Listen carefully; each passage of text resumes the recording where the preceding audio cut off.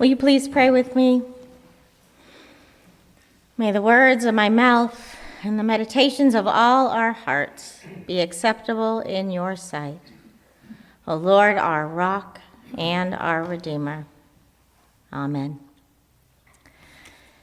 Sometimes as a preacher, you're pretty sure that the best idea you could have would be to simply read the passage and sit down. Or maybe just read it again and sit down. Or maybe engage in some Quaker-like silence. But for goodness sake, don't let your own unremarkable reflections cloud a passage so full of wonder. And that's pretty much my reaction to this passage from Isaiah 35.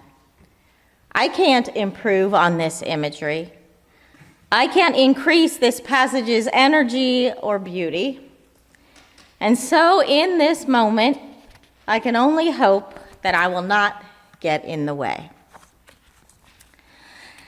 Now, as Gail said, the writer of this passage in Isaiah was writing to the Israelites who were in the midst of a catastrophe.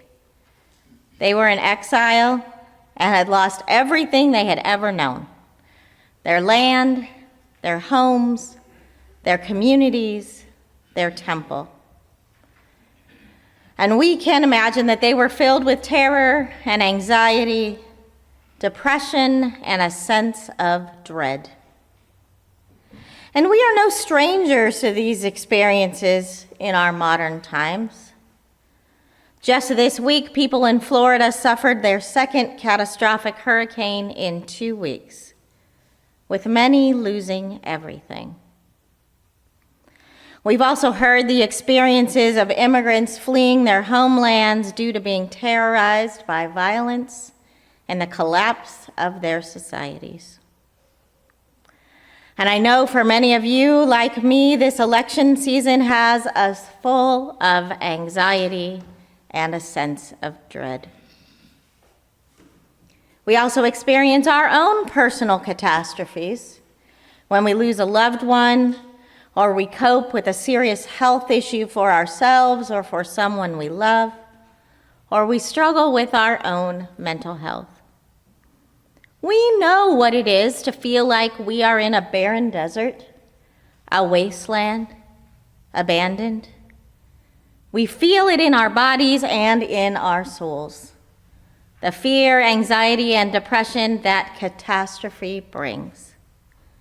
And so this is the context into which these ancient words, these ancient balm for our souls, is poured in. Now, the writer J.R.R. Tolkien coined a delightful term, eutastrophe. It is simply put the opposite of the word catastrophe. When a eutastrophe occurs, we are flushed with good things.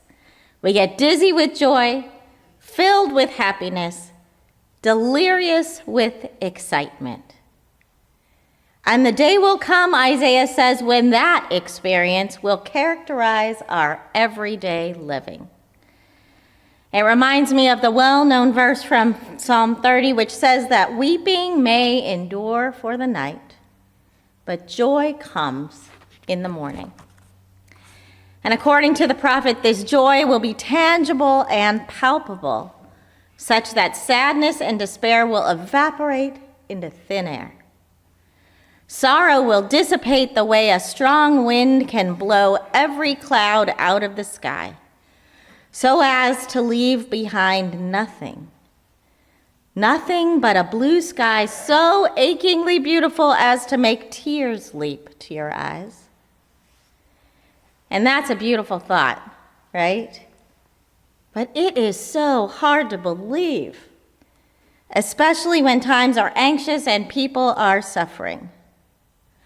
Are we just to sit back and wait for God to restore all that is broken around us?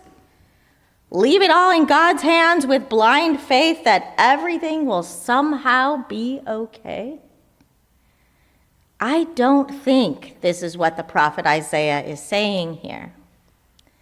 For in the midst of this dramatic imagery, Hope is being expressed not simply for the divine acts while we wait, but for the hearers of these words to take action, to strengthen those who are weak, worried, afraid, and weary.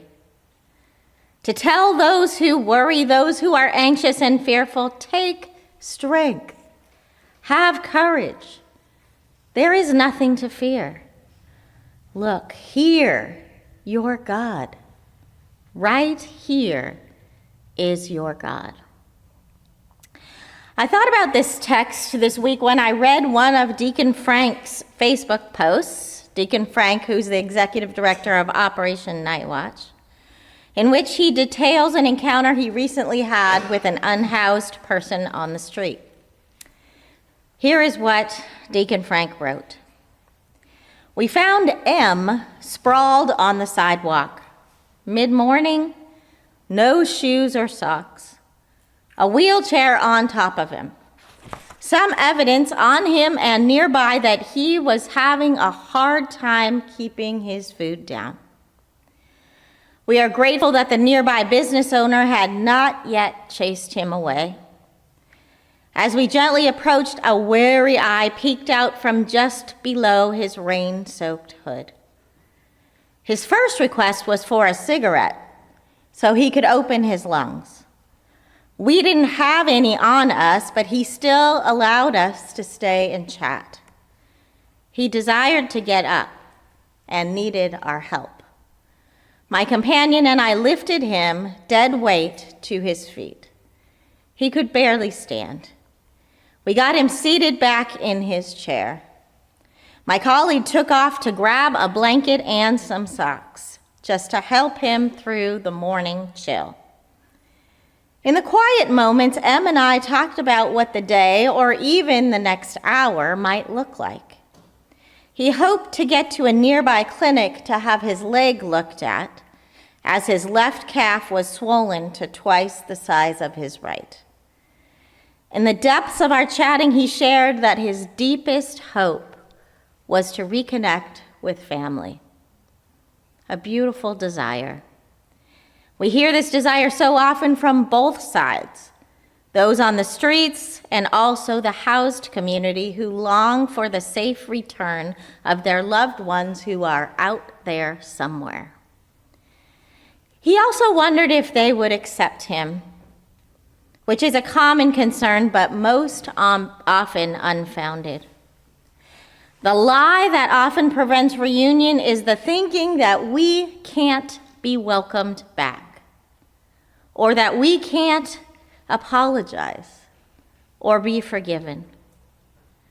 The truth is that deep down, both sides are longing for a return to loving relationship. Em and I talked about how we will meet a little later at Night Watch, and we'll start making some calls. We'll have a meal. We'll ensure that he gets some medical care, and we'll stay in touch as he stabilizes. The blankets and socks arrive. As he dons the blanket, he asks if I would put the socks on his feet, but only back to the ankles because that's where the pain starts. It's a privilege. The work of God through the work of Deacon Frank. Em expresses a deep hope to be reconnected with family, to have his personal exile end, to experience the joy of restoration to life and community, which for him is a distant dream, but not an impossible one. God can accomplish nearly unimaginable good, often through people like us.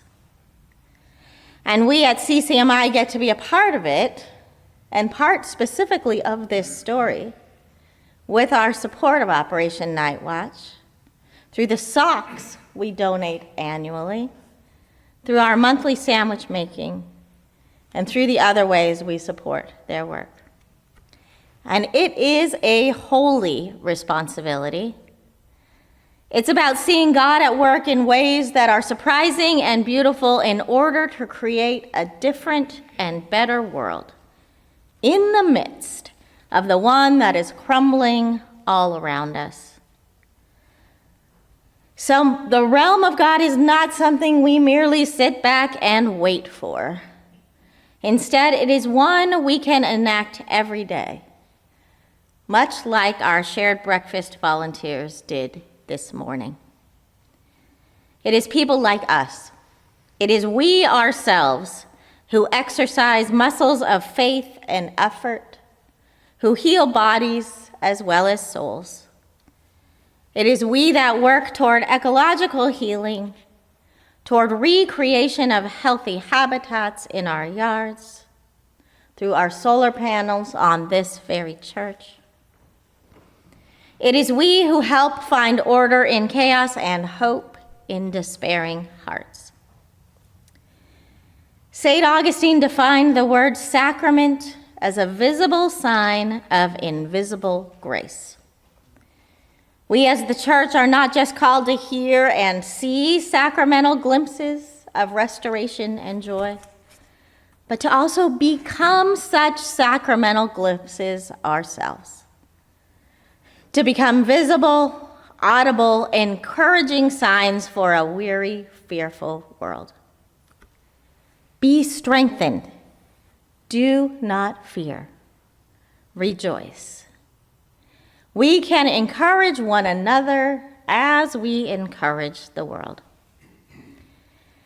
But is this really possible? And is it really possible to infuse joy in the midst of sad shadows of sorrow? Theologian Henry Nouwen puts it this way: while happiness usually depends on circumstances, joy runs deeper. Joy, he writes, is the experience of knowing that you are unconditionally loved and that nothing, sickness, failure, emotional distress, oppression, war, or even death, can take that love away. Thus, joy and sorrow can coexist. Joy can even be found in the midst of the most sorrowful of circumstances. And so our job as people of faith is to point out those signs of God's presence and action in the world. Maybe especially when the proverbial prison doors have slammed shut and hope is difficult to come by. Sometimes when we are in the midst of the bleakness, trudging through, we can see no signs of life. But then hope emerges, a sign like a tiny purple crocus reaching out from under a blanket of snow. Our task as people of faith is to point to that crocus, to speak poetry in the desert, to declare that the flowers are blooming, the streams are flowing, and hope is not lost. To remind and encourage each other and the world that even here, God is at work. Even now, God is at work. So let us be harbingers of stubborn hope, a hope that grows when we share it, a hope for all tomorrows. Amen.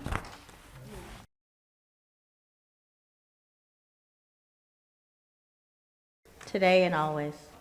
Amen. Shall we wait?